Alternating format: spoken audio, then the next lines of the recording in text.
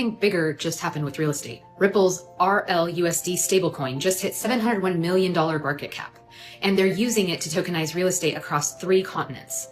Dubai Land Department partnered with Ripple to move property deeds on-chain. Latin America, Bitso's using RLUSD to fractionalize properties for 35 million users. Here's what nobody's talking about. Real estate tokens can now serve as collateral to borrow money.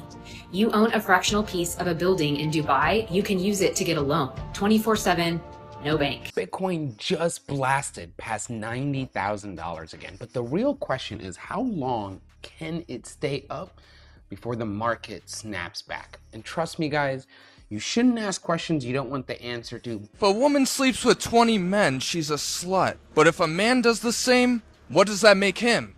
Probably gay. Here's where things get even more interesting for us. Now, while everybody's celebrating Bitcoin's move, see it all over X right now, XRP is actually quietly flashing a completely different story. Its derivatives market just took a huge hit.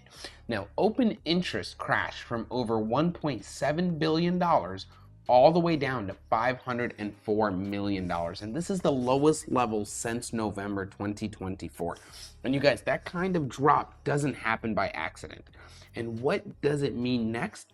It's actually about to surprise you. But before I break this down, make sure you hit that subscribe button so you never miss these breakdowns, okay? Let's break down XRP's derivatives market crash and what it really means from all the research I've got broken down here. Now, open interest. That is basically the total value of open futures and perpetual contracts. And this is one of the easiest way to basically see how much confidence traders have on an asset.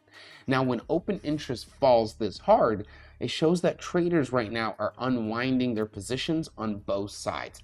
And this isn't just the bulls giving up, and it isn't just the bears backing out. This is literally the entire market stepping back and saying, something doesn't feel right. Williams comes on, and then suddenly everything's fine. I don't think so.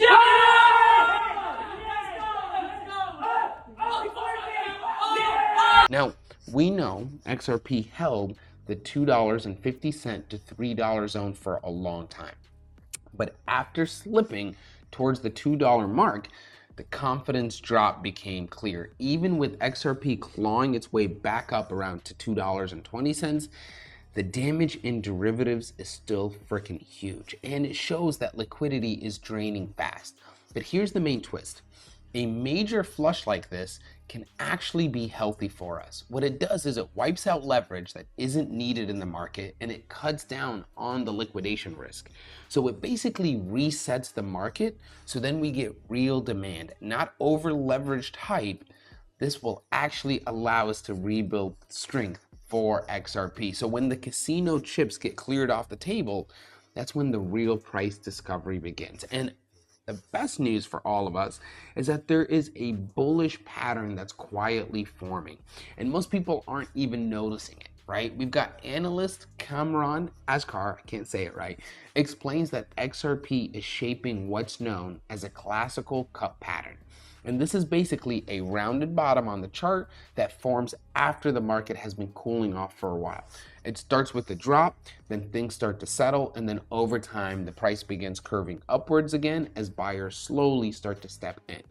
And this rounded shape shows that sellers are running out of strength, while buyers are quietly absorbing everything.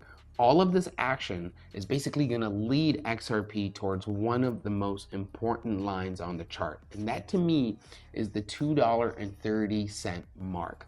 This is known as its neckline right now. And XRP has tried to break above this price several times, but every attempt keeps getting rejected. So even so, each dip becomes smaller, the price swings get tighter, and the pressure starts to build up, which is good news for us. And you guys, this kind of setup often appears right before a big move. So here's what we know. If XRP breaks above the $2.30 with real strength, it won't look nice on the chart, but it will spark powerful momentum. It's going to trigger short squeezes, pull new traders in, and it's going to bring life back into the market. And a breakout like that, and a breakout like this is the kind of moment that wakes up a tired market, and it will turn everybody hungry again. So what happens next? Right now, XRP is in a reset phase. Leverage is gone, speculation has cooled down, and traders are waiting for someone clear.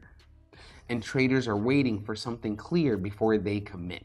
Now, that's exactly why open interest is low. It doesn't mean people lost belief.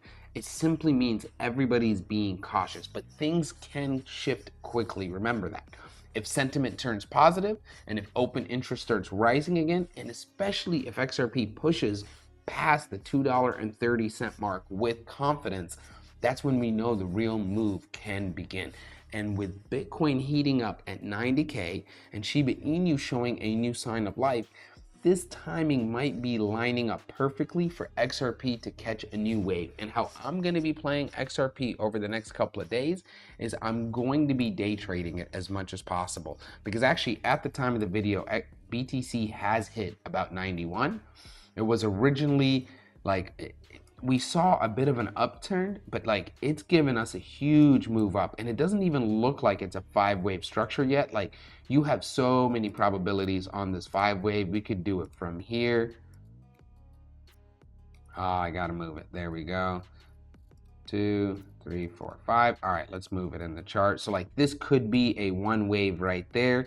And if that is the case, then we're waiting on a huge 3rd wave, which entail we're waiting on a huge 4th and 5th wave. And this is for Bitcoin. But the reason this is so important for us is because as Bitcoin moves, the entire market follows, right? So if we see this happening here on Bitcoin, and this is the exact Elliott wave formation that's happening, we are going to keep looking for longs. And now if this is the end of the 3rd wave, that's not possible. Why? You got to remember, on the 3rd wave, it has to be longer than the 1st wave. Now, I have seen some traders say, well, this could be the 1st wave, that's the 2nd wave. This would then be the 3rd wave. This would be the end of the 4th wave. And this could be the top of that 5th wave.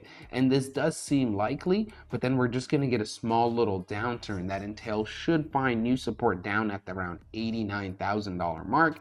And we should be able to take off again. And the reason I'm going to play it this way is because I am using BTCC. You guys, I do have the link below for you to trade on. They are still doing the $10,000 deposit bonus. And what that means is, as long as you deposit 100K, for example, you're going to get a 10%, which is equal to $10,000. And they'll let you use that money first. Easiest way to play. Easiest thing to trade on, and we have the capability to use really high leverage. But if you do, please make sure you use the pro version, which is here, and you can pick it here. And the reason I say that's because then you're going to be able to have isolated leverage. It does limit it, so you can't use a whole 500, but that's okay. If you're going to be using these higher numbers without a set strategy and not tracking your trades, I definitely recommend you use the isolated leverage feature, because that's going to protect you from a big market downturn that could impact you negatively and liquidate that account. You never want that, so that's probably my best recommendation. But remember, the deposit bonus is still happening, so use that to your advantage, and just make sure you're scalping or swing trading. Another really good strategy is you can just 3 to 5x leverage it, purchase it, and then give it time to kind of build. And the reason I say 3 to 5x leverage is because your liquidation will be so low. Unless we get another October 10th anomaly, you shouldn't have a big risk being within the market.